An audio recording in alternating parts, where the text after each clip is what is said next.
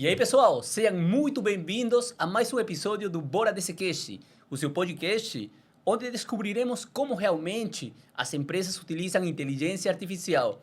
Eu sou Davi Panduro e no episódio de hoje, inteligência artificial no setor judiciário, temos a presença de dois convidados sumamente especiais que nos ilustrarão sobre o assunto.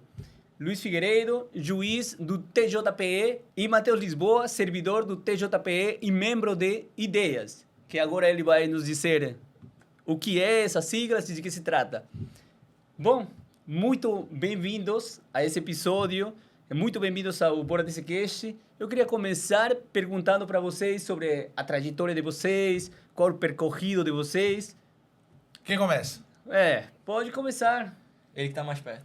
Beleza. Então, primeiramente, registrar a alegria de participar do podcast Descast, né? E trabalhar o tema de inteligência artificial no Poder Judiciário, essas soluções tecnológicas dentro do contexto do Poder Judiciário. Eu sou magistrado aqui do Tribunal de Justiça de Pernambuco há 19 anos. Entrei no serviço público muito cedo, por concurso público, no Ministério Público. Isso foi em 1997, então eu sou da época dessa Olivete aí, que está aqui no estúdio. E aí, anos trabalhando como servidor do Ministério Público, depois anos trabalhando como servidor do Judiciário, e considero também um servidor, a gente muda de cargo, né? Hoje eu estou na magistratura, trabalhando na Corregedoria do Tribunal de Justiça de Pernambuco, e um curioso sobre o assunto de tecnologia, já produzi cientificamente sobre o tema. Minha área, mais especificamente, é a área do direito criminal, então eu gosto de estudar muito os avanços tecnológicos aplicados ao direito criminal. Mas também estou aqui para aprender com o Matheus, que é o craque. Matheus é o craque do tema. E é isso, é registrar a alegria de estar ao lado de Matheus aí e de um amigo já de alguns anos e conversar sobre esse tema tão instigante. Muito bom. Matheus que eu vejo que só fica aí nas postagens, ele, nos cursos, palestras. Matheus, seja bem-vindo. Obrigado, Davi. Obrigado, doutor. É um prazer estar aqui com essa equipe aqui maravilhosa, de altíssimo nível. O doutor Luiz Carlos está falando que eu sou o craque, mas ele que é o craque. Tenho muito a aprender aqui com todos vocês nessa troca. Vai ser maravilhosa, com certeza. Davi, eu fiz Direito na Faculdade de Direito do Recife, aqui em Pernambuco, é uma universidade muito tradicional, e sempre tive, né, aquela mentalidade de fazer concurso ou advogar. Mas não era necessariamente o que no fundo me chamava, né, aquela questão do propósito. E durante alguns anos eu estudei para concurso também, eu entrei no Ministério Público, depois entrei no Tribunal de Justiça de Pernambuco, fiz uma trajetória parecida com a de Dr. Luiz Carlos, mas aí eu não dei o outro passo, que foi, né, fazer um concurso para promotor, que era o meu sonho. Eu comecei a receber um chamado para trabalhar com inovação e tecnologia e decidi ano passado parar um pouco os estudos e começar a mergulhar nesse oceano aí de oportunidades, que é o mundo da inovação. Então, eu comecei a me aproximar um pouco do pessoal do Ideias, lá no Tribunal de Justiça de Pernambuco, principalmente com os eventos. E esse ano, 2024, eu fiz a minha mudança efetiva, saindo da área FIM, que a gente chama, né, que é trabalhar com as unidades judiciárias, e indo lá para o Instituto de Inovação do Tribunal. Trabalhar com capacitações, com eventos e com a incubadora, onde a gente desenvolve os robôs, né, os protótipos que vão trazer as soluções para o Tribunal de Justiça de Pernambuco. Perfeito. Perfeito, Luiz. Perfeito, Matheus. Muito obrigado. E vou começar com o seguinte. A maioria da população, pelo menos a maioria da população que eu conheço, que eu pergunto, que às vezes se levanta algum assunto, né? Sempre imaginamos o judiciário, quando se fala em judiciário, um prédio gigante, cheio de papéis, nada modernizado. Já que vocês estão aqui, ninguém melhor que vocês para confirmar ou negar aquela suposição. Fala aí, Matheus. Suas impressões, depois eu registro. Vamos lá. De fato, essa imagem ela foi uma imagem muitas vezes perpetuada não só em relação ao judiciário, mas a todo o serviço público no Brasil, Uhum. né? Então, aquela figura da repartição pública, com ambientes insalubres e com muito papel, com Do poeira, carimbador. do carimbador. Aliás, tem uma página muito interessante no Instagram que é a Estética da Burocracia. Né? Aproveito para fazer essa menção. A gente pode citar aqui, né? Sim, Tudo sim, tranquilo. claro, claro. E essa página é muito engraçada porque ela traz justamente esse judiciário que é muito conhecido no imaginário das pessoas e que reflete um pouco disso que tu falou. Mas eu acredito que a gente tem avançado, apesar de ainda ter muito chão para a gente andar, mas a gente tem avançado e eu acho que o Dr. Luiz Carlos pode complementar legal como a gente vinha conversando aqui um pouco. O judiciário que eu encontrei não é o judiciário do presente e seguramente não será o judiciário do futuro. Eu venho de uma família de magistrados, né? Meu avô foi magistrado, meu pai é magistrado, eu sou magistrado. E quando eu ingressei na magistratura, Matheus e Davi, era isso. Era o papel, algumas decisões dadas na caneta, sequer no computador. Tinha gente que gostava do cheiro do papel, mas sem nenhuma métrica de governança dentro de suas unidades judiciais.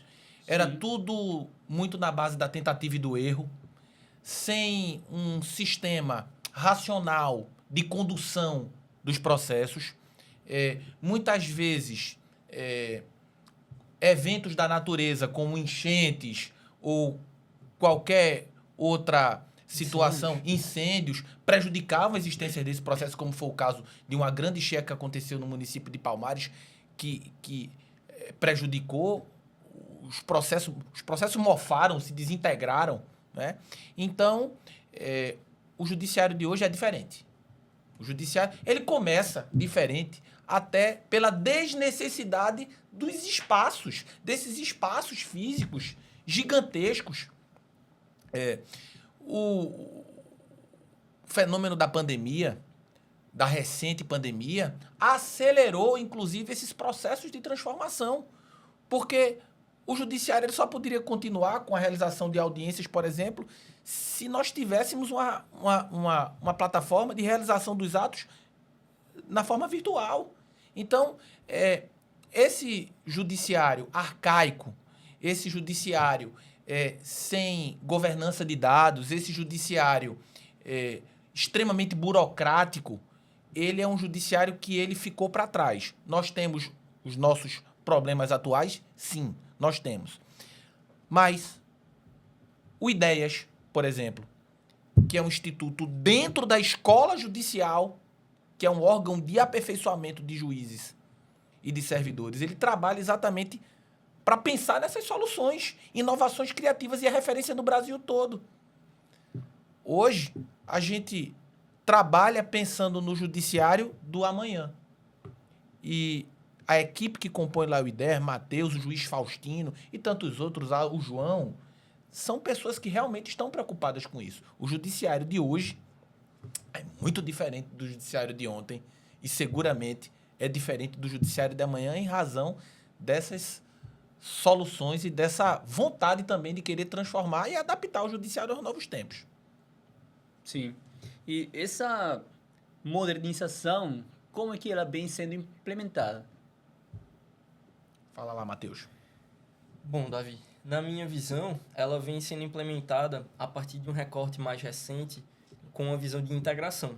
Né? O que eu posso dizer, do que eu observo, do que a gente tem trabalhado, principalmente aqui localmente, é que no início, principalmente com o advento do PJE, que é o Processo Judicial Eletrônico, e com os outros sistemas também, que foram desenvolvidos para fazer o gerenciamento dos processos judiciais na internet, né, no sistema, no navegador e em softwares, a gente teve uma falta de concentração em um sistema só e também na modelagem desses sistemas em todos os tribunais. O que gerou hoje uma diferença muito grande. Existem muitos sistemas e os tribunais utilizam eles em modelagens diferentes, como a gente chama mais para a tecnologia, em clientes diferentes desses sistemas.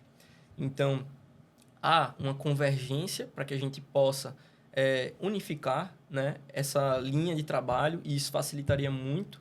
Né? Eu vejo, principalmente no CNJ, um esforço no sentido de criar criar não, mas lançar de fato, de forma robusta, com a aderência dos tribunais, a plataforma digital do Poder Judiciário.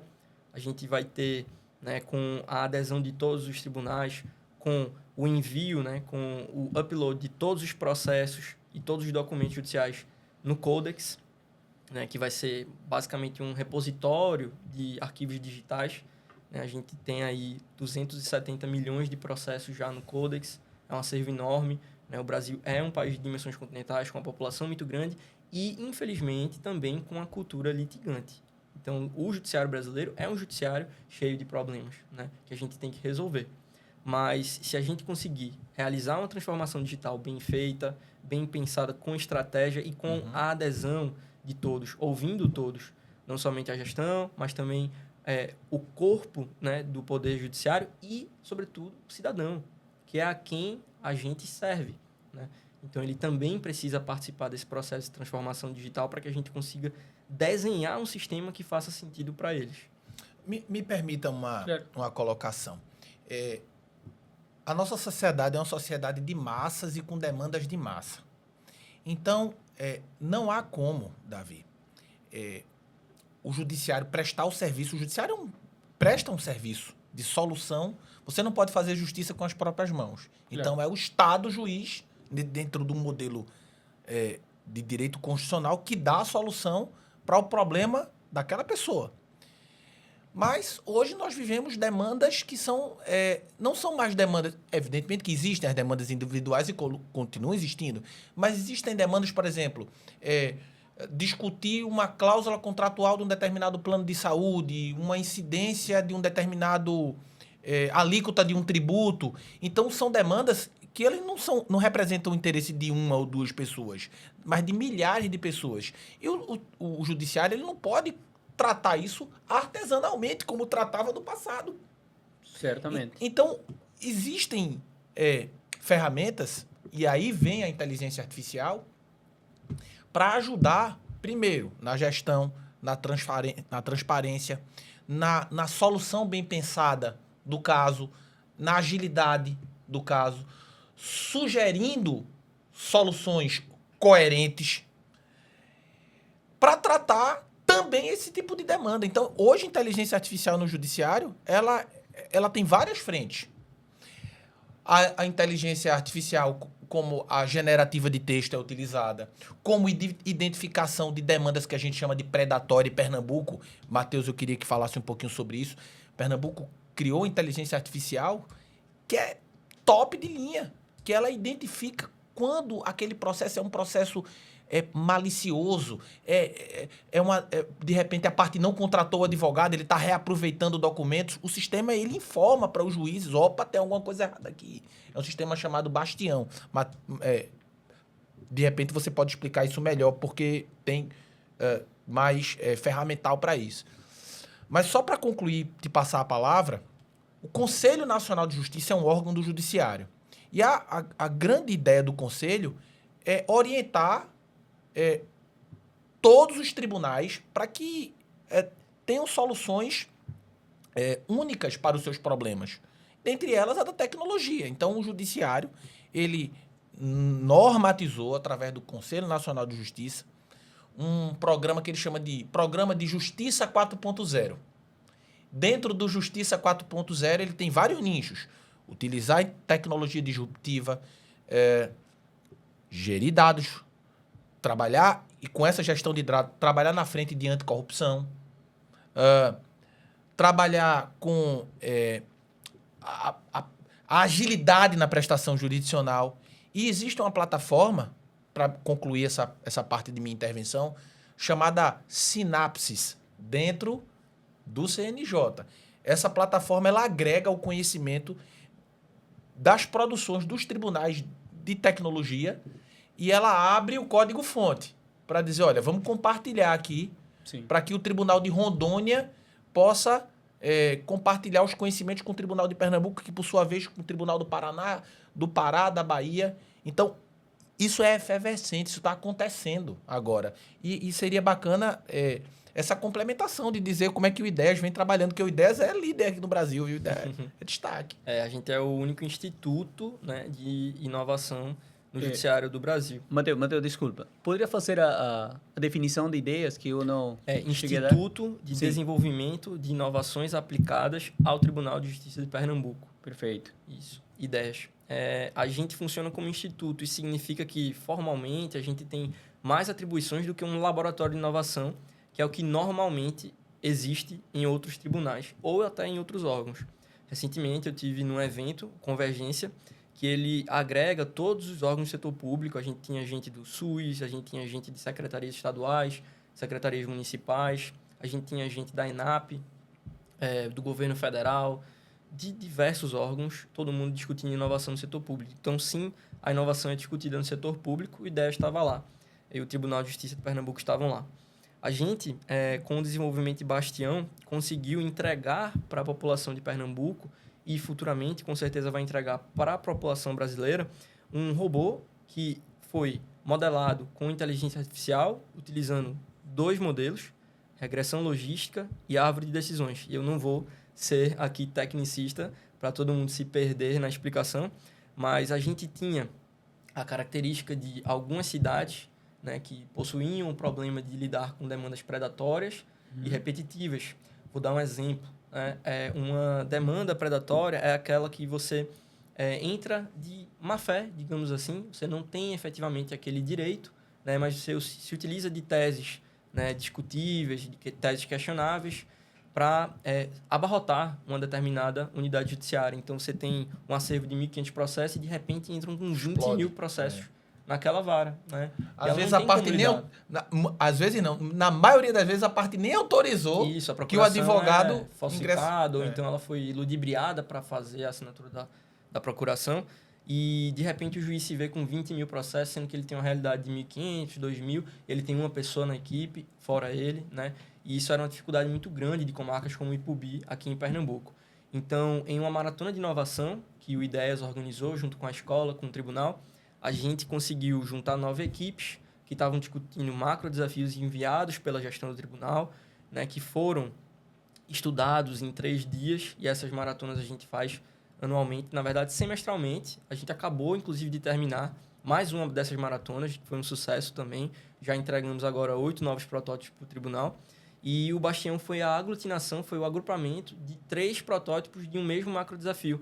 Então, a gente premia o vencedor, mas a gente não esquece, né, quem não foi o campeão do evento. Sim. Os outros times também se juntaram ao time vencedor. A gente pegou o que tinha de bom em cada time, conseguiu juntar em um grande megazord, e aí foi criado o Bastião.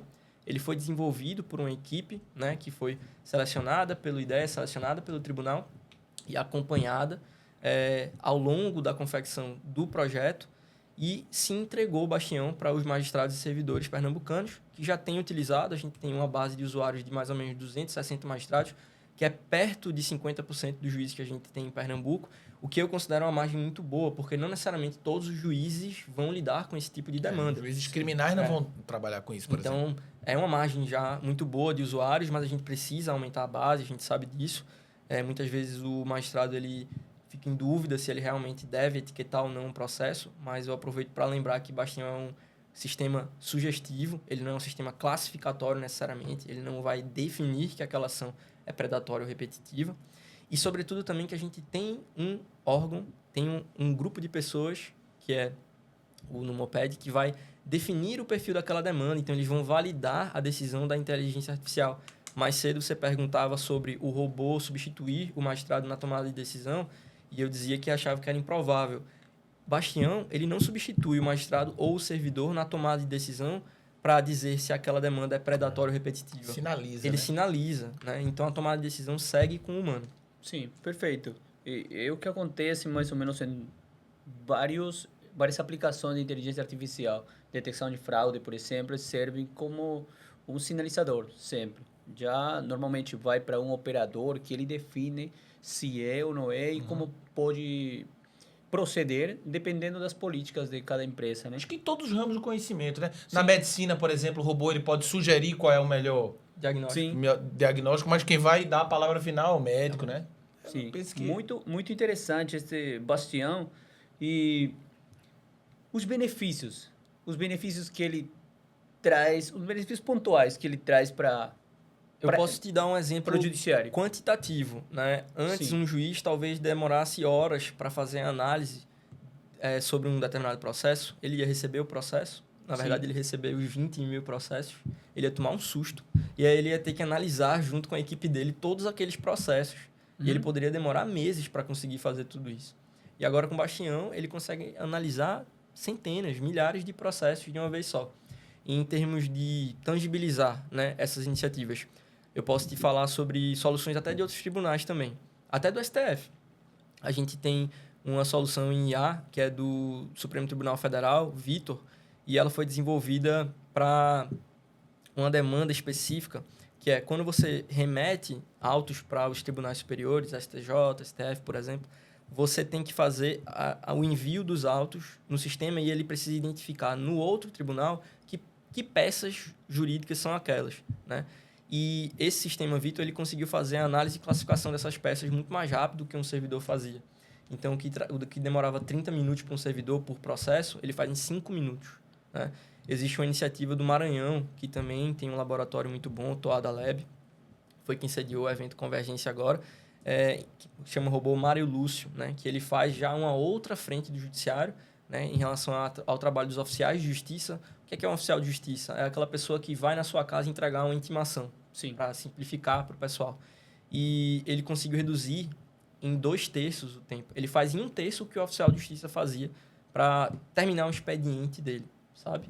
E também o Berna, em Goiás, que é um robô que faz a análise de um processo quando ele é dado entrada do processo, ele faz a análise da petição inicial, que é aquela peça, né, do começo do processo, e ele já encaminha o magistrado com sugestões de decisões com base em análise também e de linguagem natural, e ele consegue reduzir um trabalho que demoraria 4, 5 dias, ele faz em minutos.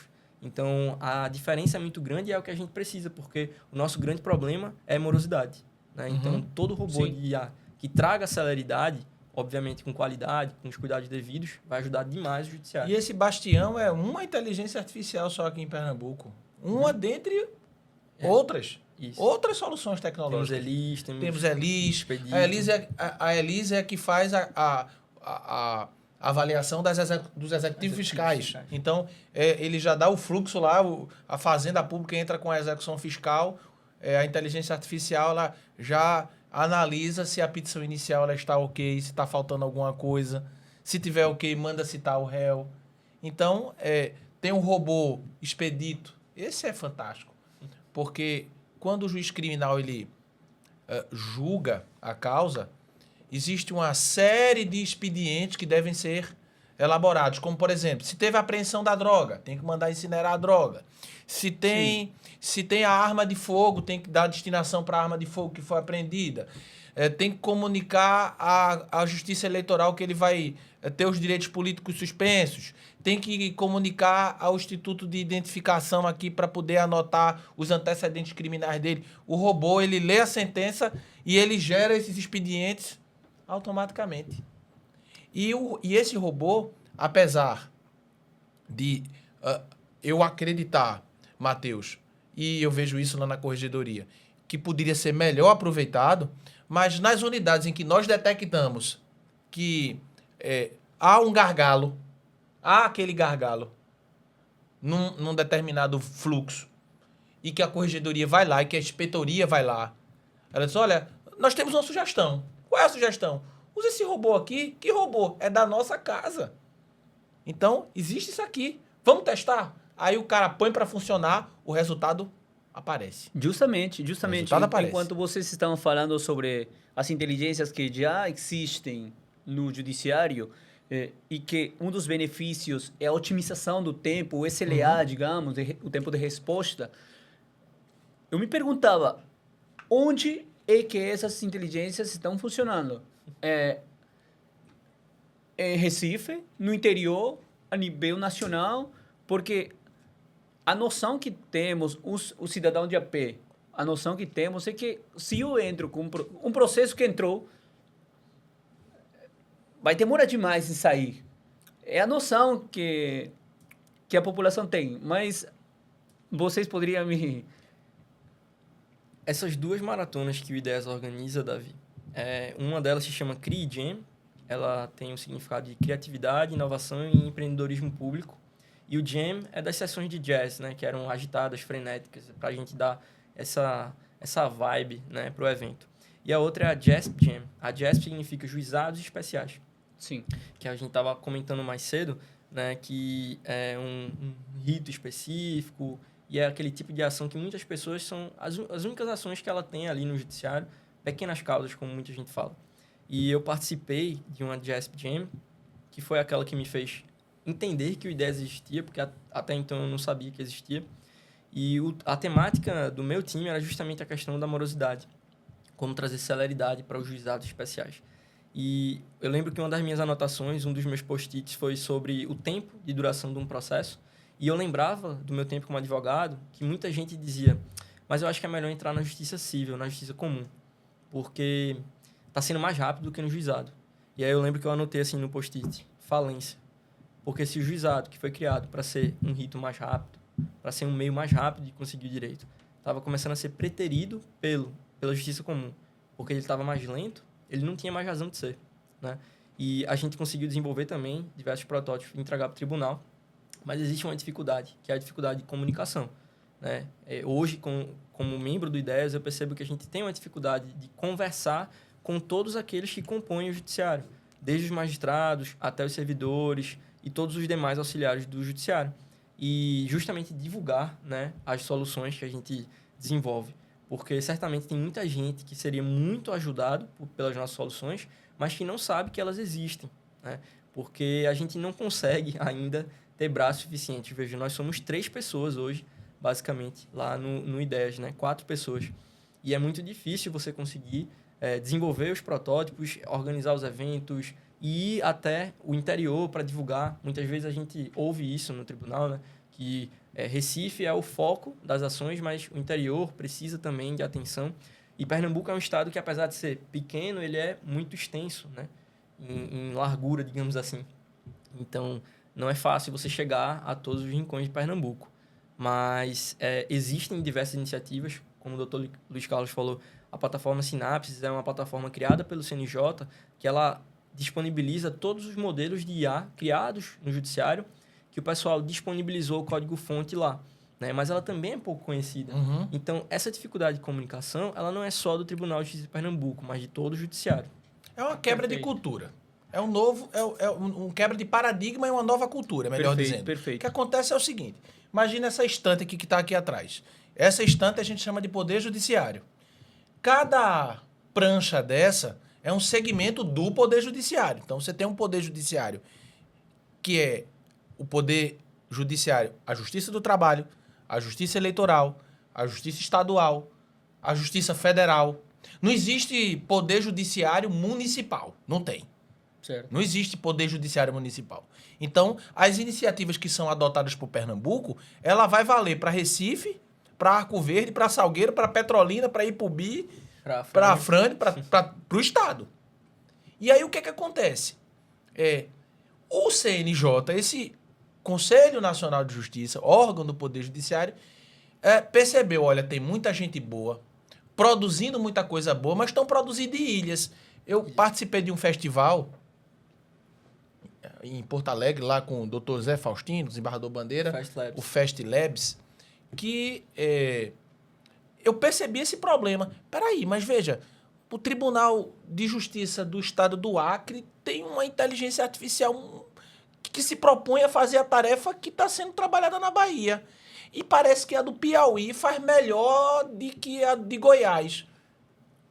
Isso não é racional. Então, hoje o CNJ ele tem uma plataforma única, Sim. chamada Sinapses, em que ele funciona como repositório dessas novas ideias, da tecnologia, da inteligência artificial, para que os laboratórios de inovação dos tribunais, ligados às escolas judiciais, os tribunais, possam lá dizer, olha, vamos ver se alguém já pensou nisso, para a gente não estar fazendo a mesma coisa. De repente, ele já possui até um conhecimento melhor. Então, ele vai pescar lá e vai perceber que lá o código-fonte está aberto, não é isso? Então, ele vai poder replicar, inclusive estabelecer convênios. Aliás, isso é meta do CNJ, né? Convênio. Sim. A gente tem que desenvolver para bater meta do CNJ, né, as metas anuais dos tribunais, 2 projetos em conjunto com outros tribunais. Então, não é nenhuma coisa de, pode ser uma boa a gente desenvolver, né, que já seria bom. Mas hoje em dia o CNJ já está determinando, estimulando a regra, né? Você tem que entregar 2 projetos desenvolvidos em conjunto com os tribunais. Eu posso fazer 3 registros de nomes aqui. Primeiro, o desembargador Jones. O desembargador Jones foi o idealizador do Ideias. Hoje é desembargador aposentado.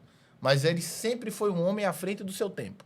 Então, o Ideias é fruto da cabeça do desembargador Jones. Segundo nome, um juiz do Judiciário do Amanhã. Dr. José Faustino Macedo. É o nome que hoje ele tem credibilidade e é a cara da inovação do judiciário em Pernambuco. E fazer o registro também do colega magistrado Esdras, lá do Tribunal de Justiça de Roraima. Aquela cabeça é privilegiada. É verdade. E Roraima, veja que é um estado pequeno, de repente fica até mais fácil implementar essas soluções dentro do estado por conta disso. Enquanto a gente está trabalhando, sei lá, com 5 robôs, eles estão trabalhando com 100 e tantos. Né? Então, lá é um celeiro de inovação. Roraima é um tribunal de justiça que possui um tribunal de justiça que dá gosto. E, recentemente, Esdras esteve por aqui e a gente conversou muito sobre compartilhamento de tecnologia, inclusive sistema como Mandamos, que é um sistema que é utilização pelos oficiais de justiça. Então, há essa ideia de integrar para que não se trabalhe em ilhas. Essa era uma palavra-chave que eu tinha aqui sobre os desafios que vocês já mencionaram, a comunicação como principal, e vem também da integração, porque e esses festivais, esses congressos que tem, reuniões anuais, isso ajuda muito, porque você consegue ver os projetos de outros times que estão desenvolvendo, de outros estados, e fazendo menção, por exemplo, eu quando trabalhei um tempo na melhor cervejaria do Peru, que era o que é Ambev aqui, lá é Bacus, nós tínhamos uma cultura de alto desempenho, chamava-se, que os times tinham que criar uns projetos e apresentar a cada 2 meses. Você tinha que ter um projeto de inovação. Então, esse projeto de inovação, vários times faziam os projetos, concursava, competíamos entre nós, e quem ganhava ia já a parte regional. No regional, todo mundo apresentava os projetos e tu ficavam olhando. Ei, que coisa interessante aí.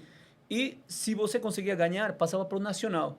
E no nacional, se você ganhava, esse projeto já era desplegado para todas as áreas. Chegava e dizia, tem esse projeto aqui, veja como implementam lá. E esses são os desafios também do Estado, né? Em todos os setores, Mateus, acredito que seja. Quantos festivais, maratonas, encontros a gente tem aí no judiciário, não é? Olha, é muita só coisa, desde né? que eu entrei no Ideias, a gente já teve um festival e uma maratona, e a gente agora já está se organizando para a nova edição da JASP Jam, né? E o Fast Labs, eu acho que ele se cacifou, inclusive com origem sediada em Pernambuco, né? Eu lembro que o Fast Labs, inclusive, eu falei que foi a maratona, na verdade foi o Fast Labs, foi o evento que o Mosquitinho da Inovação me picou, porque foi no Fast Labs que foi a primeira edição sediada aqui no Tribunal de Justiça de Pernambuco, aliás, muito elogiada, deu realmente muita gente, acho que foram 600 pessoas, e ninguém esperava isso. Ali eu olhei e falei, esse é o tipo de debate do judiciário que eu quero participar, né? E à época ainda trabalhando na área fim, ainda trabalhando no 2º grau, fazendo processo, o que eu gostava, mas não era aquilo que me chamava lá dentro. Então eu olhei e falei, esse é o grupo que eu quero andar aqui dentro do tribunal, né? E aí comecei a me aproximar do pessoal, descobri que tinham as maratonas, os eventos, os festivais, comecei a participar e aí percebi que muita gente não sabe que aquilo está acontecendo, mas acontece. A gente tem diversos eventos. Eu citei o Convergência há pouco tempo. O Convergência reuniu 1.800 pessoas em São Luís, né? Que não é uma cidade tão fácil de acesso, mas reuniu 1.800 pessoas discutindo inovação no setor público. Tinha gente de todo tipo de órgão. Todo o Brasil? Procuradoria do Estado do Rio de Janeiro, Ministério Público do Rio de Janeiro, Tribunal de Justiça do Acre, SUS, né? Secretarias estaduais, secretarias municipais, gente de terceiro setor, gente de todo tipo de órgão. E era debatendo inovação no setor público. Mas como a gente viu lá, é muito difícil você tocar, né, o debate da inovação no setor público pela mudança de cultura. A gente tem uma cultura de resistência à mudança. É natural do ser humano. Sim, isso, natural. né? Então, sobretudo quando você está em um ambiente que é tão engessado, né, você tem muitas regras para que você possa mudar as coisas. O Fast Labs, inclusive, ele é um evento que foi agora colocado em resolução do Conselho Nacional de Justiça, né? Então, tá lá na resolução do Conselho Nacional de Justiça a realização desse festival. Então, ele é realmente um sucesso muito grande. E talvez ele se cacife como o nosso festival de inovação, né? O Festival de Inovação do Judiciário. E é nele onde muitas pessoas estão fazendo essas trocas. Como o Dr. Luiz Carlos citou, a gente teve uma segunda edição no Rio Grande do Sul, né? Esse ano, salvo engano, a gente vai ter uma terceira edição também, que vai ser sediada, acho que no Rio de Janeiro. E todo mundo agora começa a querer estar lá. Começa a querer ir para esse evento, porque não só tem palestra, não só tem evento, oficina, mas também a gente tem o feirão, né? Que é a apresentação dos projetos dos tribunais. Então, os tribunais têm espaço para mostrar os seus projetos, para poder compartilhar projetos uns com os outros, para, inclusive, fazer pitches, né? Apresentando os seus projetos no meio do evento lá. E eu acho que esse debate ele tem que ser elevado, ele tem que ser compartilhado, disseminado no judiciário inteiro, até porque não necessariamente só os tribunais de justiça vão participar dele, mas a gente tem órgãos que são órgãos irmãos, né, como o Ministério Público, Defensoria Pública, as procuradorias também. Tem que estar sempre todo mundo alinhado e integrado nessa discussão. A percepção que a sociedade tem é de que realmente o processo demora. Uhum. E eu costumo dizer até em tom de brincadeira que se o judiciário fosse uma empresa pública, uma empresa privada, melhor dizendo, ela estaria quebrada porque o resultado não aparece. Mas perceba, esse processo de mudança, os ventos da mudança, eles começaram a soprar, evidentemente que não começaram a soprar de agora. É uma mudança que ela começou a ganhar muito corpo, muita força nos últimos tempos. Mas é aquele processo da formiguinha que vai levando o alimento ali para o lugar dela e vai levando e vai estocando e de repente tem aquela força gigantesca, de modo que o juiz do presente já, não é no futuro não, o juiz do presente, ele não pode pensar dentro daquela caixa do processo tradicional. O servidor, ele vai ficar para trás. O judiciário de agora exige que a pessoa tenha domínio desse ferramental. Não sei se você é estudioso da área da inteligência artificial, mas um dia desse eu estava vendo um podcast, né? Estava assistindo um podcast que ele falava que o intervalo de evolução da inteligência artificial hoje em dia é 3 meses e meio, 4 meses, você já está tendo uma tecnologia nova e vem uma tecnologia nova. Então, aquele integrante do judiciário, seja servidor, seja magistrado, que ainda está no paradigma do passado, ele vai ficar para trás. Por que ele vai ficar para trás? Porque ele não vai trabalhar com o copiloto da inteligência artificial, na sugestão das soluções. Esse cara, ele está fadado à sua aposentação ou procurar uma outra atividade para exercer o seu mistério, tocar a sua vida, né? Ele vai ter que trabalhar em outro caminho, vai encontrar uma outra jornada a trilhar. E é evidentemente que isso, a médio prazo, vai repercutir nos resultados e na mudança de percepção da sociedade. Porque a partir do momento que a sociedade enxerga que o processo dela, que o processo que hoje é ajuizado, ele anda mais rápido, isso gera um sentimento de credibilidade na justiça. Hoje há esse sentimento de discreto. Caramba, é um serviço caro. Paga caro para o servidor público, paga caro para o tribunal e o resultado é baixo. Mas é uma mudança de cultura. Esses ventos que começaram a soprar lá atrás, eles hoje já estão com ventos, já são ventos de transformação. E o judiciário de hoje, ele já exige do servidor e do juiz que eles estejam antenados nessas transformações. E o de amanhã meu Deus, se é o cara que está pensando aí no papel, na caneta, no modelo clássico que a gente começou a conversa aqui falando, ele vai ter que procurar outra atividade para fazer, porque no judiciário ele não vai ter vez. E tem gente que ainda gosta do papel no judiciário, né?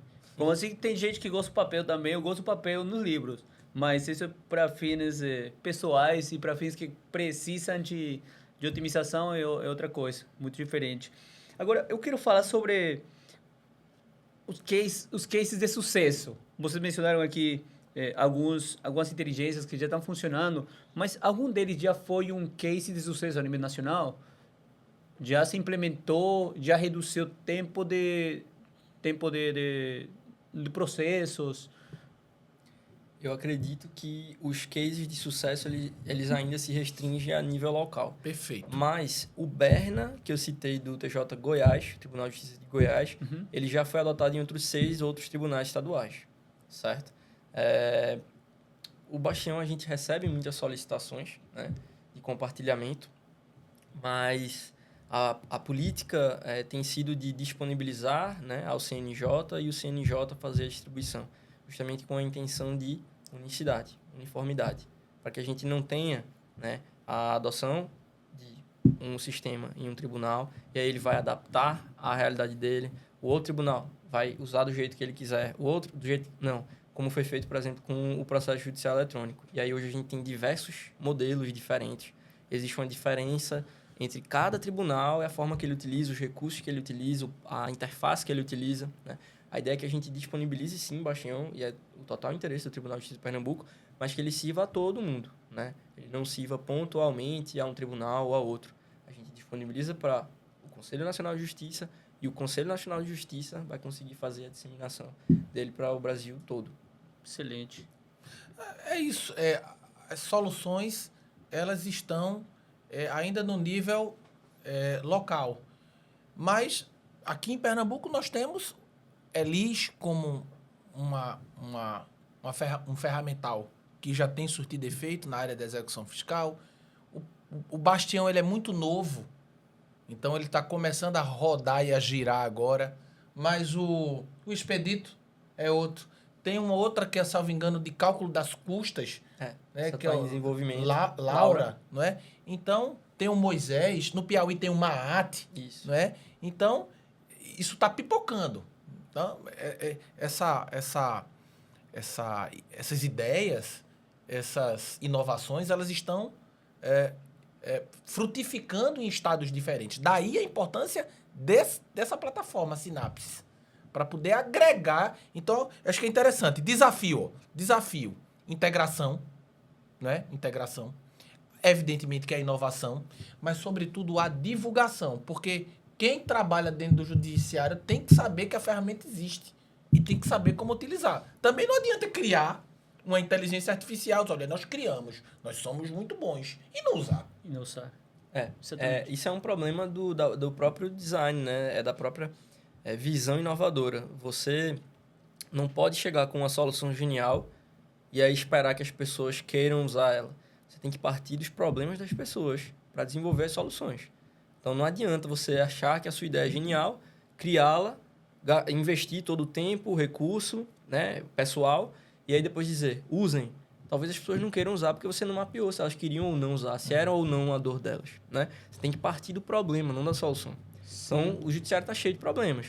A gente precisa mapeá-los, elencar uma ordem de prioridade. Lógico. De viabilidade. Essa ordem de prioridades, por exemplo, no sistema privado, na empresa privada, você é da área de ciência de dados ou área de produtos, se você quer desenvolver um produto, digamos.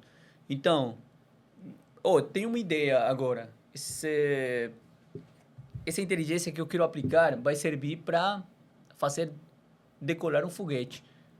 Sim, mas em que você vai usar nessa empresa? Uhum. Então, todos os projetos estão orientados normalmente aos indicadores da empresa.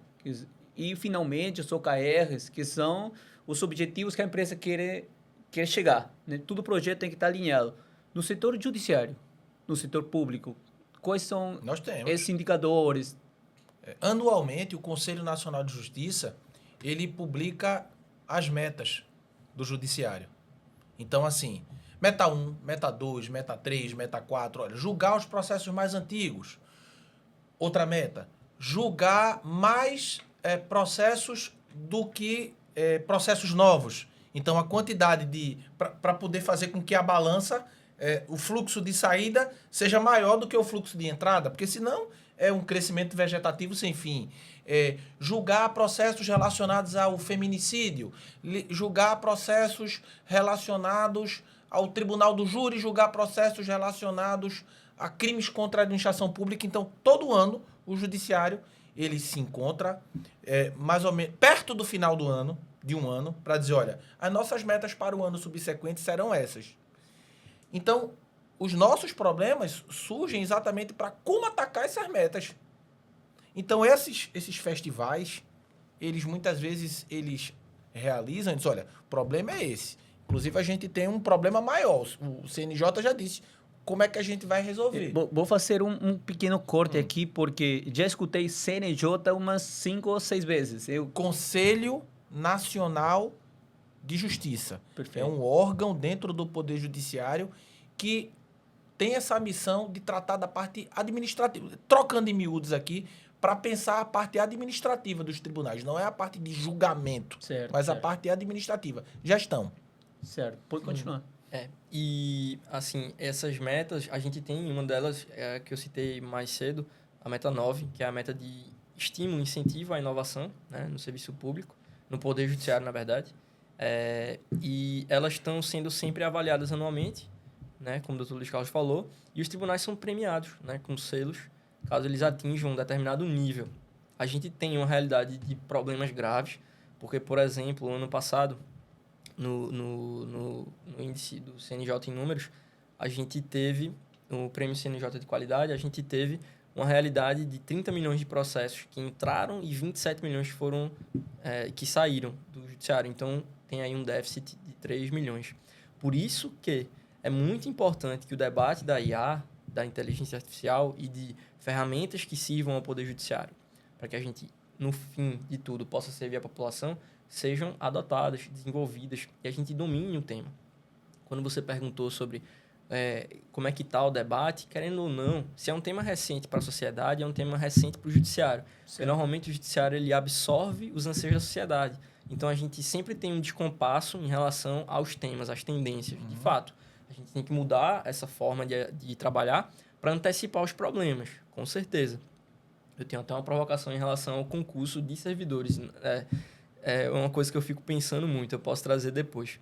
Mas o tema é recente, a gente teve uma resolução do CNJ instituindo, né, a política de inovação e, sobretudo, de inteligência artificial, mas ela agora, com um grupo de trabalho que foi constituído, que finaliza em novembro desse ano, um ano de período de trabalho para o grupo de trabalho, o Dr. Faustino, inclusive, é membro do grupo de trabalho, o CNJ já determinou que eles revisem a resolução. Então, a resolução criada em 2020 ela já vai precisar ser revisada, porque as novidades são muitas, né? Em capacitações que eu ofereço, inclusive no tribunal, eu sempre digo, é muito possível, é muito provável que os slides estejam desatualizados, porque esse tema ele sofre atualizações dia após dia. É um modelo novo, é uma ferramenta nova, é uma nova IA, é um novo uso, né? Então, para o judiciário acompanhar essa velocidade é um grande desafio para ele. Mas o debate já pousou, ele já aterrissou no Poder Judiciário. A gente vê diversas iniciativas em diversos tribunais, em diversas regiões. Eu acho que o que a gente precisa agora é manter o debate aquecido e aproximar essas ilhas. A gente precisa construir as pontes para que não fique ilhado o debate. Perfeito.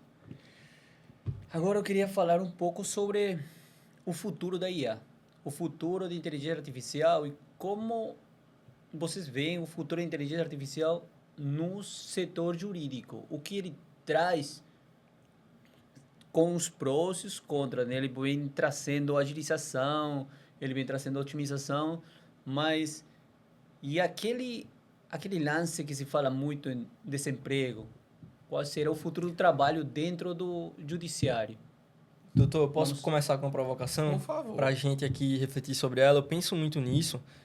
Eu confesso que desde que eu entrei no tribunal, inclusive eu ia aproveitar para retomar uma menção aqui. Quando ele citou o pai dele, Eu ia dizer que não só ele é muito grato ao pai dele, obviamente, mas eu também, porque o pai dele foi quem me nomeou como presidente do tribunal. Dr. Luiz Carlos. Então, O Dr. Luiz Carlos, o nome completo dele? De Barros Figueiredo. De Beijo, Barros. Beijo, pai. Beijo aí. Tá passando por um momento um pouco difícil, pronta recuperação e muita força aí. É isso. ele foi quem me nomeou no tribunal, eu sou muito grato. E eu pensava, poxa, mas esse meu cargo, ele me parece um cargo que não está adequado com o que eu via, né, para o judiciário. Eu sinto que eu deveria ter outras habilidades, outros trabalhos, outras atribuições. E hoje, olhando para o próximo concurso que o tribunal vai fazer, eu fico pensando, será que a gente vai ter um concurso onde vão ser novamente chamados, né, novamente avaliados, pessoas que querem ser técnicos, analistas, oficiais? O que é o técnico, né? Aquela pessoa que fazia o trabalho cartorário. O analista é aquela pessoa que faz o trabalho de assessoramento do juiz, né? Ele analisa os processos, ele redige minutas, né, esboços, rascunhos de decisões. E o oficial de justiça é basicamente aquela pessoa, como eu disse, que vai fazer a intimação, que faz os mandados. E eu vejo que o judiciário do futuro, e a gente está falando aqui de futuro, e a gente está falando do impacto da IA no judiciário, ele vai ser diretamente afetado por ela. Portanto, ele precisa se adaptar já ao futuro. Se a gente está falando de um judiciário que tem que antecipar os movimentos da sociedade, a gente está falando de um judiciário que precisa talvez mudar a forma de selecionar os seus servidores. Ele precisa trazer servidores que estejam alinhados com o que ele quer para o futuro e não para o passado. Como eu citei na nossa conversa anterior, a gente tinha um cargo, e só deixando claro, eu tenho um profundo respeito por todos os cargos do judiciário, e eu sou daqueles que defendem que todo mundo, da alta gestão, do desembargador-presidente até o terceirizado, é um corpo só. A gente tem que ouvir a todos, deixar que todos participem e falem. Minha provocação é, até mesmo, como o Dr. Luiz Carlos levantou, para os servidores que não possuem o letramento digital, para os servidores que possuem dificuldade com as ferramentas, será que a gente quer continuar trazendo essas pessoas para dentro do órgão, para que elas estejam frustradas com o trabalho delas, que vai ser cada vez mais dentro disso? E o judiciário tendo dificuldade em relação aos recursos humanos, a gente talvez tenha que contratar nos concursos agora engenheiros de prompt, analistas de legal design. A gente talvez tenha que contratar técnicos em sistemas da informação e não um técnico judiciário que vai trabalhar com papel, que vai carimbar um processo. Essas não são mais atividades que são adequadas para o judiciário. A gente está falando de um judiciário onde as pessoas vão ter que saber mexer com IA, manusear o ChatGPT, ou Claude, ou Gemini, ou o modelo que for utilizado pelo tribunal. Hoje a gente tem no tribunal um contrato com a Microsoft e já tem muitas pessoas que têm dificuldade de lidar com esse tipo de ferramenta. Então, talvez para o judiciário conseguir atingir melhor os seus objetivos e também para que ele tenha pessoas mais alinhadas com os próprios propósitos e com o propósito do judiciário, a gente tem que trazer e selecionar de forma diferente. Sim. A ideia da inteligência artificial impactar nos empregos, ela não é um problema do judiciário, é um problema da sociedade, né? Então, é uma onda gigantesca, daquelas ondas de surf lá de Nazaré, em Portugal, big onda, que você tem duas opções de enxergar essa onda. Ou você vai tentar surfar essa onda, ou vai deixar que a onda engula você e lhe mate. Então, há, como sempre há, discordância, divergência em visão de mundo. Tem gente que acha que a inteligência artificial tem uma visão mais fatalista e diz, realmente, vai acabar com tudo quanto é emprego. Não vai tornar a vida do ser humano melhor, vai tornar muito pior. Vai gerar fome, vai gerar desemprego, vai gerar depressão. E tem gente que diga, não, eu vou pensar num futuro em que a inteligência artificial ela trabalhe me auxiliando, ela seja uma ferramenta de melhoria de vida e não de destruição e de substituição de vida. Isso em todas as atividades humanas. O cara, por exemplo, que é dublador de um seriado de filme, a gente sabe que tem programa aí que o cara tá falando, ele já vai mudando o idioma, preserva o timbre de voz do ator e coloca lá em espanhol, em inglês. Ele perdeu o trabalho do dublador. De repente, o cara que trabalha fazendo design, fazendo desenho, não vê aquele Midjourney, né? Que é um programa. Sim, Midjourney. Esse cara aí já era. E quem vai fazer agora é a inteligência artificial. O cara que faz fotografia, o fotógrafo, ele vai perder agora porque o robô ele vai fazer essa fotografia ou essa paisagem, esse desenho muito melhor. Então, a história da humanidade ela é marcada por quebras, né? Desde como se inventou roda, e depois escrita, e depois a engenharia, e depois a Revolução Industrial, a Revolução dos computadores. Atividades laborativas morrem e outras atividades Surgem, né? surgem. Há pessoas que têm uma visão mais fatalista, outras que têm uma visão mais otimista. Claro, é tudo muito novo e o novo assusta. Há quem diga que as profissões do futuro serão aquelas profissões que são aquelas que demandam o cuidado de pessoas, né? O fisioterapeuta, o terapeuta ocupacional, aquela profissão que depende do contato que ser humano precisa de ser humano. Do calor humano mesmo. Gente precisa de gente. Sim. Ser humano precisa de ser humano, né? A gente sentiu muito isso quando ninguém mais aguentava fazer reunião virtual. Não, eu quero presencial novamente para poder trocar essa ideia, essa coisa bacana. Mas quando a gente traz isso para o judiciário, eu estou de pleno acordo com o Matheus, né? Evidentemente que se a máquina ela consegue gerar um resultado mais eficaz, o robô ele dá um resultado melhor e mais rápido, diminuindo a criticidade, o tempo processual, talvez não haja a necessidade, talvez não, seguramente não haverá a necessidade de contratação de mão de obra excedente. Não vai precisar. Essa não é a lógica, né? Mesma coisa para o juiz, né? Se menos juízes conseguem solucionar mais processos, não tem por que contratar mais juiz. Mas, de repente, essa pessoa ela vai se encaixar ou vai integrar um novo ramo de atividade. O que interessa é que o dinheiro público não existe para fazer caridade com ninguém. Dinheiro público não é para fazer caridade. O judiciário é um serviço público. Então, o judiciário não está para acomodar funcionário, nem gerar um emprego. O judiciário existe como um serviço para poder resolver os problemas da sociedade. Se a sociedade cresce e os problemas crescem, a gente precisa de recrutamento. Se a gente identifica que o recrutamento não é necessário, porque com o número que a gente tem, a gente consegue resolver os problemas, não se vai fazer caridade com dinheiro público. Tem que otimizar os recursos públicos para melhorar a vida da população. Sim, mas aí tem um problema também com as greves, né? Se levanta uma greve, tem retrasos, quando o pessoal que trabalha lá dentro também Sim. faz parte Deixa eu da só sociedade. deixa eu pontuar aqui. Veja. Isso também é uma percepção da população de que acha que quando o cara entra... Eu já escutei isso. Eu sou professor de curso preparatório para concurso. E os caras dizem, rapaz, meu sonho é passar num concurso público. Quando eu passar, eu vou parar de trabalhar. Eu fiz, como assim? Você tá maluco?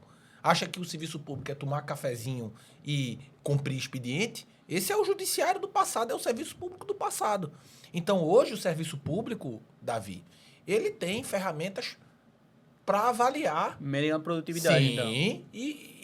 E assim, não é essa história de o cara passou num concurso público ele fica para sempre, não. Já tô feito. Não. Para o juiz, não é assim. Ele pode responder um processo administrativo disciplinar. E se ele não se enquadrar, ele vai ser colocado para fora. O servidor público, a mesma coisa. E é do executivo, é do legislativo, é do judiciário. Então, essa ideia de que o cara passou no concurso, eu vou ficar ali até os meus 70 anos, meus 60 e poucos anos, 70 anos, e ninguém me tira, não é assim, não. Claro que não há essa relação mais imediata que existe nas relações de emprego normais. O que a gente chama de seletista, né? Mas o concursado, ele não tem uma estabilidade ad eternum, não. Ele tem, sim, tarefa, meta para cumprir, e se não cumpre, ele vai ser demandado, e se for demandado e não se adequar, ele vai ser, o colega vai procurar outro outra atividade. Aqui ninguém vai estar fazendo caridade com você, não. E voltando um pouco no tema do futuro, eu gosto de dar essas viajadas. E hoje, trabalhando lá na escola, eu vejo muito isso. É simbólico, porque a escola judicial aqui, fica na Ilha Joana Bezerra, ela fica no mesmo terreno, digamos assim, né? São terrenos colados com o do fórum daqui do Recife. E você da escola está vendo o fórum, do fórum você está vendo a escola. Para mim, isso é uma visão bem simbólica, porque falando de futuro, para mim, é falar de uma ficção científica, é falar realmente de uma coisa totalmente diferente do que a gente conhece hoje. Se a gente está falando de uma ferramenta ou de uma grande revolução, como foi o fogo, como foi a roda, como foi a escrita, como foi a Revolução Industrial, como foi o celular, a internet. A eletricidade. A eletricidade e a inteligência artificial generativa é isso. E ela ainda tem muito caminho a percorrer. Eu imagino como o judiciário do futuro vai ser. Porque ele certamente vai ser uma coisa totalmente diferente do que a gente vê hoje, né? Como nós hoje somos diferentes do que o judiciário era há 100 anos, né? Então, eu vejo muito o judiciário nas escolas judiciais, né? Eu percebo que existe um futuro para o judiciário dentro das escolas judiciais. Quando o juiz, como o Dr. Luiz Carlos já exerce, ele passa a ter um papel muito mais de educador, de instrutor, do que o papel de julgador. Isso seria, inclusive, para mim, uma coisa maravilhosa, porque significaria que a gente conseguiu transformar a mentalidade da população. A gente cria uma cultura de acordo, de conciliação, né, de empatia, e não a cultura litigante, a cultura do ódio, né, a cultura da briga. Porque as pessoas vão para o judiciário para discutir direitos, né, e muitas vezes machucadas. Então, significaria que a gente conseguiu chegar à população com uma abordagem diferente. Ou a população chegar ao judiciário e ver nele uma abordagem diferente. Entende? Então, a mudança do perfil das atribuições do magistrado, os servidores também que vão estar nessa mudança de abordagem, e a gente está lá no judiciário, nas escolas, acolhendo a população, recebendo a população, e o residual estar no judiciário, estar no litigioso. Entende? Então, a gente teria muito menos processos e muito mais encontros lá no judiciário. Ô, Matheus, me permita aqui uma reflexão, eu acho que é bacana a gente também pensar no seguinte, a gente também não pode pensar numa Ferrari se a gente não tem o asfalto necessário para a Ferrari andar, né? Então, a gente tem também um longo caminho a percorrer. A gente não veio aqui para dizer que a gente está fazendo assim, virando uma chave e amanhã a gente está com um judiciário perfeito. A gente tem, falamos aí em Bastião como uma inteligência artificial fantástica, mas a gente tem que lembrar, por exemplo, que a internet cai ainda lá no sertão, na comarca, né? Que a gente não tem um fluxo de dados satisfatório, né, na internet. Então, a gente tem um longo caminho a percorrer para estruturar o serviço e dentro dessa estrutura de serviço começar, ou seja, pavimentar para poder colocar a Ferrari para andar. Então, essa é uma reflexão que a gente precisa também ter em mente. O desafio é grande. A gente não vai transformar. Existe um pensamento transformador. Existe uma mentalidade de mudança. Existe uma mentalidade de inovação. Mas é evidente que só a vontade, ela não vira realidade.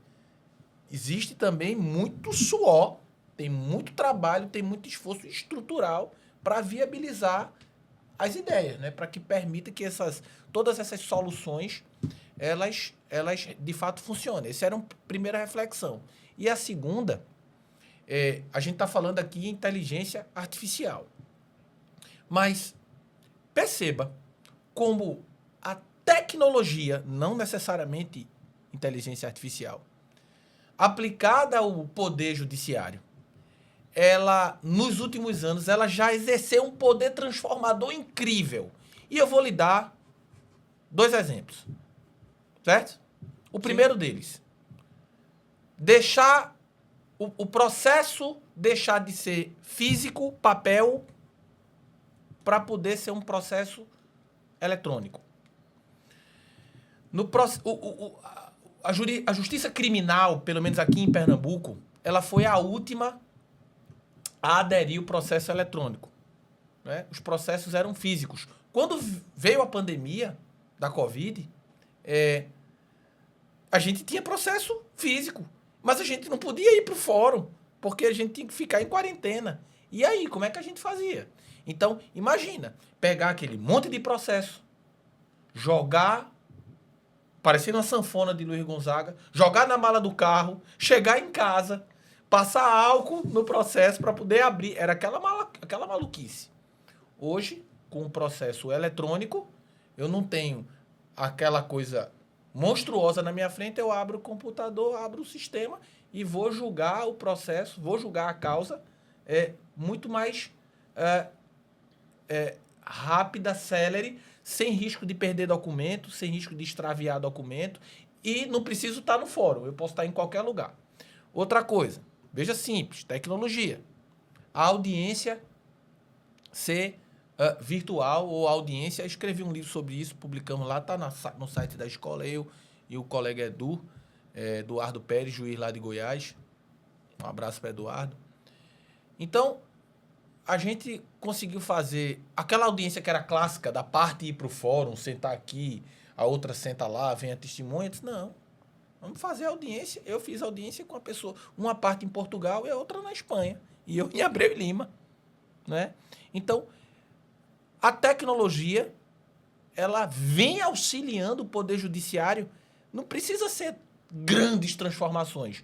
Só a virtualização do processo e a utilização das audiências virtuais já representaram um salto quântico na prestação do serviço. E aí eu fico pensando, e quando a gente tiver com as rodovias todas pavimentadas, não é? Quando a gente tiver com todas as comarcas estruturadas, com o maquinário top, com a internet, com um link bacana, sem cair, quando a gente tiver com isso aí a gente vai poder colocar realmente toda a tecnologia na sua força máxima para produzir resultado. O que tem, e é preciso dizer aqui, dizer ao público que vai assistir o podcast, existe muita boa vontade, existe uma mentalidade transformadora, existe vontade de inovar e de resolver problema. Agora, isso não é desligando um disjuntor e ligando novamente, e agora a gente vai estar no céu de brigadeiro. Existem passos que devem ser sequenciados. E esses passos estão sendo dados. E o importante é que estão sendo dados, né? Porque para não acontecer o que aconteceu na história da inteligência artificial na sociedade mesmo, na humanidade, que existiram vários períodos de inverno que se chamam, onde foram engavetados os projetos de inteligência artificial por conta de não ter justamente fazendo menção ao que você acabou de falar, Luiz, essas estradas, né? A gente padecia de falta de processamento e falta de criação e geração de dados. Então, é um bom caminho que o judiciário já começa a implementar, trazendo também talentos para dentro, né? Isso. O que Matheus falou. Nas próximas contratações, nos concursos públicos, a gestão, a alta gestão do tribunal, ela tem que pensar assim, ó, a gente tem que trazer o pessoal que está dentro desse novo contexto. Engenheiro de prompt, profissão do futuro. Sim. Esse cara tem que estar dentro do judiciário também. E para que os ouvintes, a audiência, consigam entender sobre engenheiro de prompt, que se fala aqui, é um produto, vamos simplificar as coisas, é mais ou menos trazer a inteligência artificial para que seja mastigável para a população. Porque antes se limitava ao pessoal especializado, que conseguia desenvolver uma inteligência. Mas hoje em dia, qualquer usuário consegue desenvolver algo por meio de inteligência artificial, por meio de um ChatGPT, mas também temos algumas limitações, que são, por exemplo, de uma boa escrita, porque você precisa dar comandos. Então, a escrita tem que melhorar, a escrita da população tem que melhorar. E se especializar em isso, já traz um grande resultado e produtividade em qualquer setor que você quiser usar. Agora, Matheus, deixa eu colocar duas situações aqui que eu acho que a gente precisa registrar. Eu tenho uma preocupação em relação especificamente à inteligência artificial. Essa é a preocupação. É que, para que, sobretudo essa inteligência artificial generativa de texto, te apresente bons resultados, você tem que saber perguntar. Sim. Não é isso? Então, você tem que colocar as perguntas corretas para ele te dar boas respostas. E eu tenho medo que as gerações do futuro, elas, diante de tanta tecnologia e de tanto resultado fácil e mastigado, comece a, não sei se eu vou utilizar uma palavra muito forte, mas passar por um processo de mediocridade, de não ter amplitude léxica, de não ter... de saber fazer as verdadeiras perguntas, de não ter uma extensão de palavras, de ideias, de criatividade. Eu tenho essa...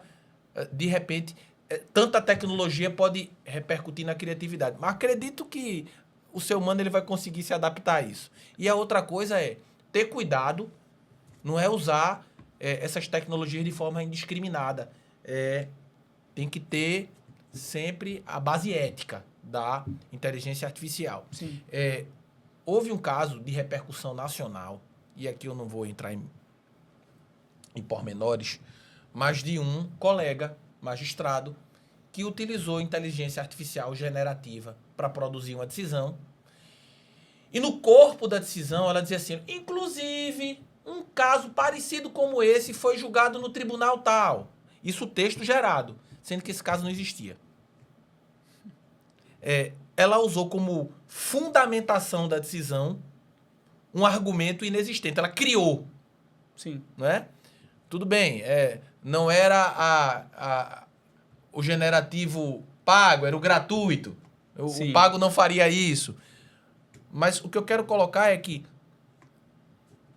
usar essa inteligência artificial não é usar de forma indiscriminada. É dizer, senhores juízes, senhores servidores, vocês contarão com essa ferramenta.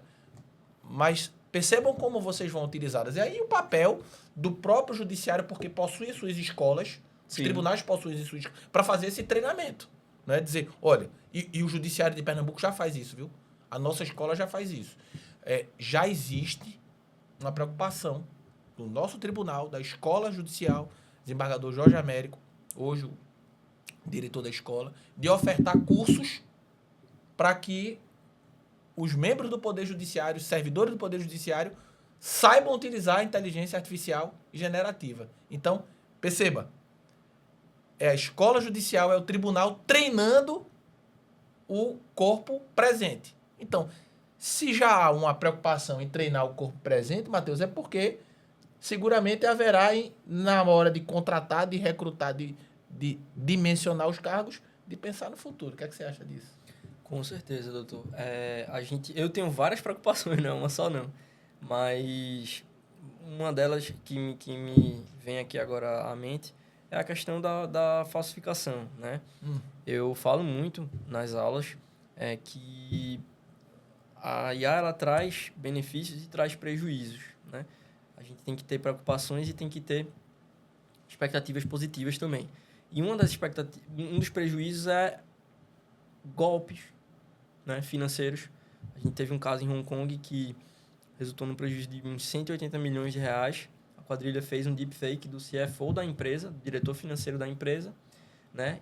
O funcionário da empresa ele entrou em audiência virtual para conferir, né, uma teleconferência para conferir, uma videoconferência, para conferir se o CFO estava autorizando mesmo a operação, e os bandidos eles haviam feito um deepfake do diretor financeiro autorizando a transferência, foi feita prejuízo para a empresa, né? E também com relação à falsificação de documentos, né? Porque a gente já tem hoje ferramentas de inteligência artificial que conseguem falsificar documentos de identidade, e muitos grupos criminosos, principalmente que manuseiam grandes verbas, né? Eles utilizam criptomoedas para isso. Então, eles conseguem cadastrar nas agências, nas exchanges de criptomoeda, nas corretoras, com documentos falsos, e manusear, né, movimentar o dinheiro deles por meio das exchanges. E se isso começar a ser trazido para dentro do processo, a gente precisa estar preparado para identificar, para mapear, né, esse tipo de documento falsificado. Por isso a gente precisa ter um bom treinamento e também bons métodos de aferição da originalidade, da veracidade daqueles documentos. Né? Se a gente está falando de dados, a gente precisa saber lidar com dados. E em relação aos treinamentos, é muito importante que a gente comece o quanto antes a aproximar, né, o corpo de servidores e de magistrados da inteligência artificial, seja o modelo que for. E, sobretudo, a gente fazer isso com estratégia, a gente deixar claro que a gente quer ter um caminho para que o tribunal consiga lidar com essa ferramenta. Né? Então, assim, eu vejo aqui no tribunal um interesse muito grande em aprender sobre a ferramenta. Recentemente, no evento, inclusive na maratona, muita gente falava comigo e dizia: poxa, tentei me inscrever no seu curso lá, mas não consegui. Já tinha acabado as vagas. Dr. Haroldo Carneiro Leão, que também tem dado muitos cursos. Aí, inclusive, já dei uma aula junto com ele. Nosso curso teve 2 turmas cheias, né? Estão vindo outros aí. A gente vai ter um curso no interior agora, em Petrolina, né? Que a gente vai estar oferecendo.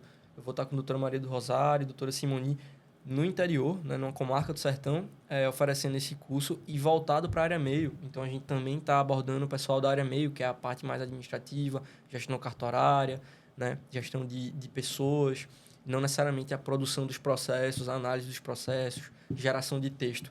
Mas, em relação ao medo do emburrecimento da população, né? Para traduzir assim, para colocar em um outro termo, eu concordo com o Dr. Luiz Carlos, mas eu queria trazer um outro ponto, porque ele já falou o ponto que eu concordo, né? Então, eu vou trazer um outro, que é: e se o uso dessas ferramentas trouxer, na verdade, novas referências?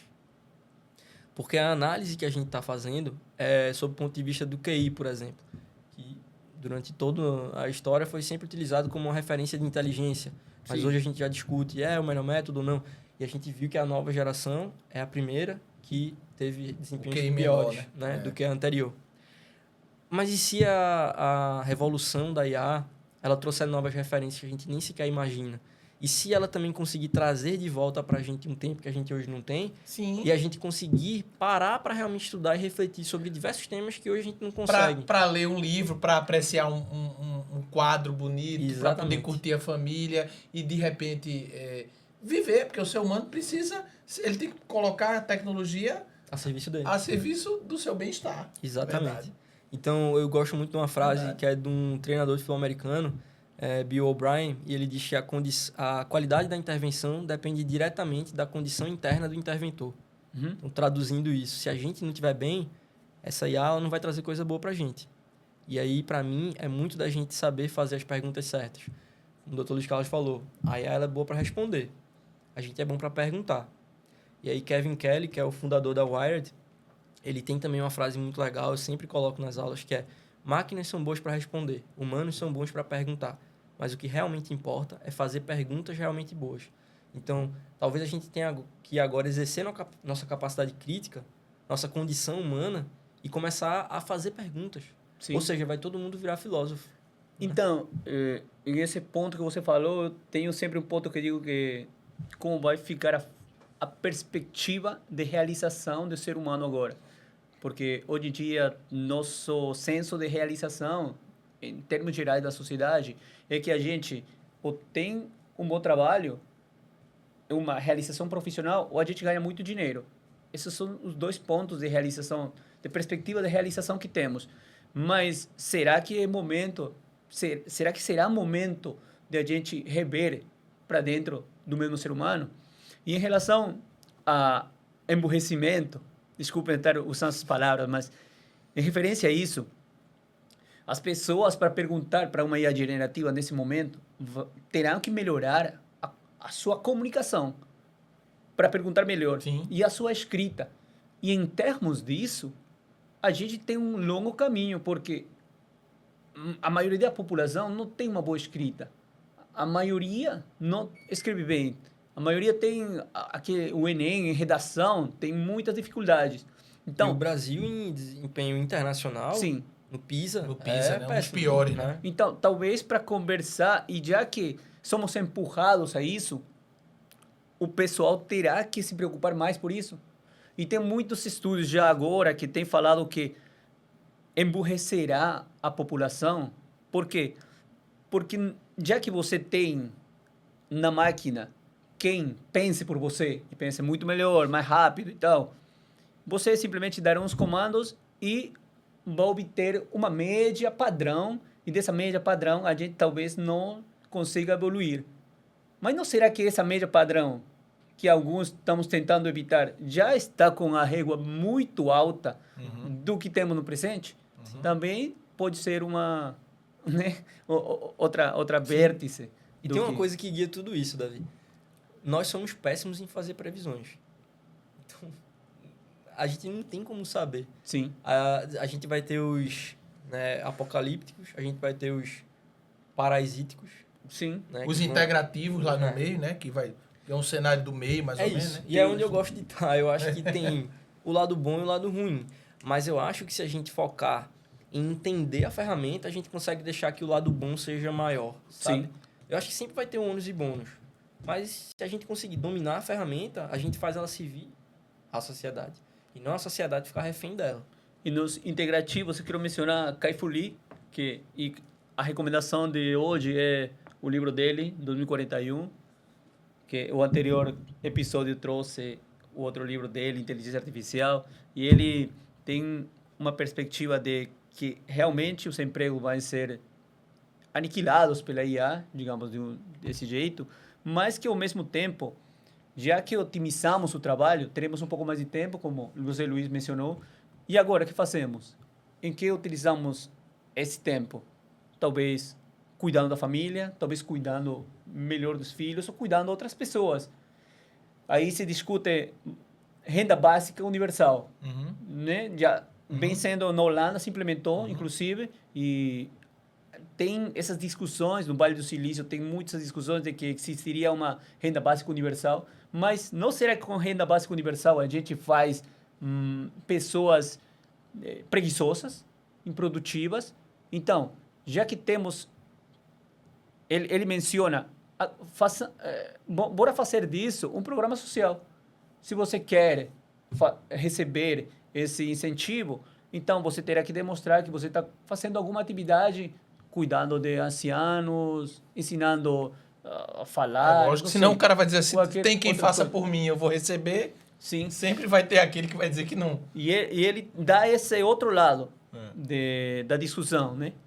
Ele vem trazendo aquilo. Esse debate sobre o trabalho, eu acho que foi um dos primeiros receios que eu vi quando comecei a estudar inteligência artificial.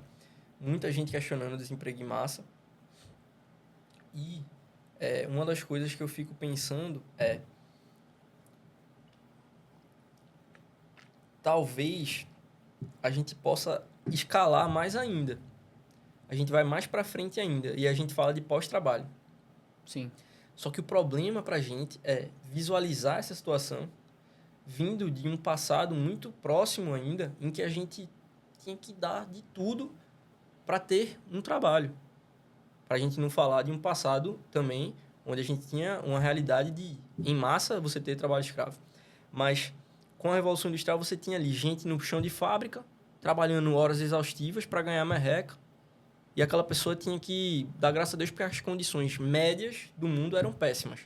E aí a gente vem em uma realidade ali já agora... estava bom demais, senão ali, era morrendo de fome. Sim. né? Criança trabalhando e tudo mais. Verdade. Aí, em curto Muito período boa de tempo reflexão. histórico, a gente passou para um momento em que a gente não está tão longe ainda dessa noção de agradeça que você tem um trabalho, viu?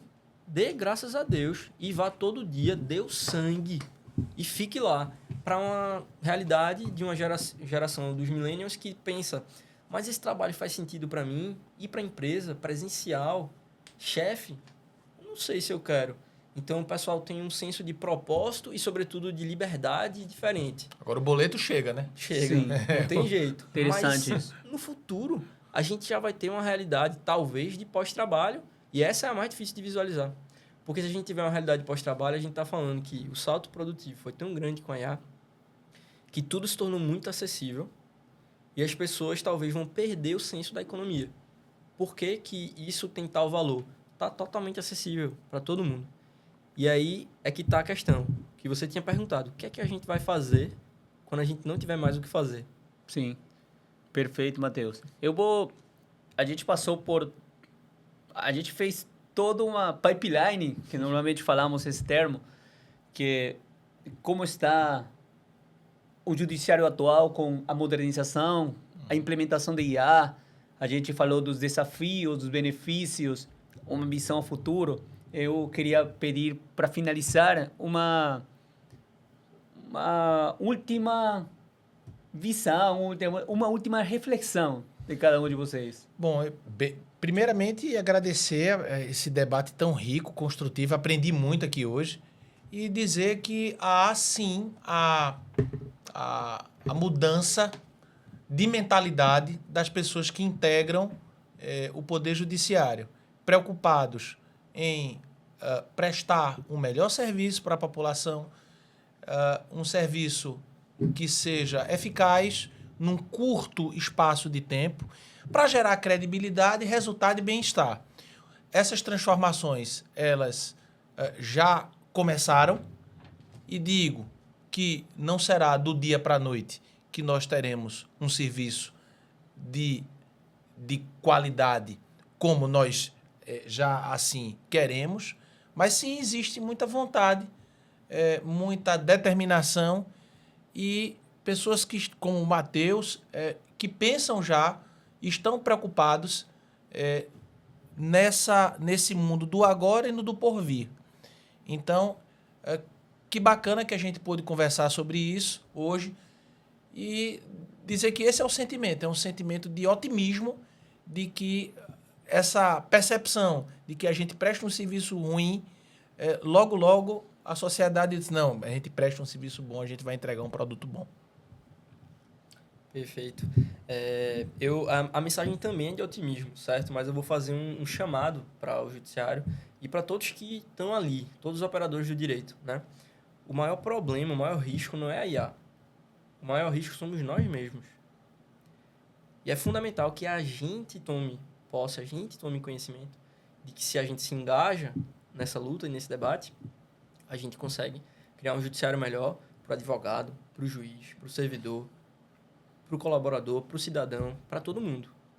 Mas é preciso que a gente se engaje no debate, é preciso que a gente venha ocupar espaços como esse, trocar ideias, é preciso que a gente se envolva nas iniciativas que existem já nos tribunais de justiça e nos outros órgãos públicos por aí.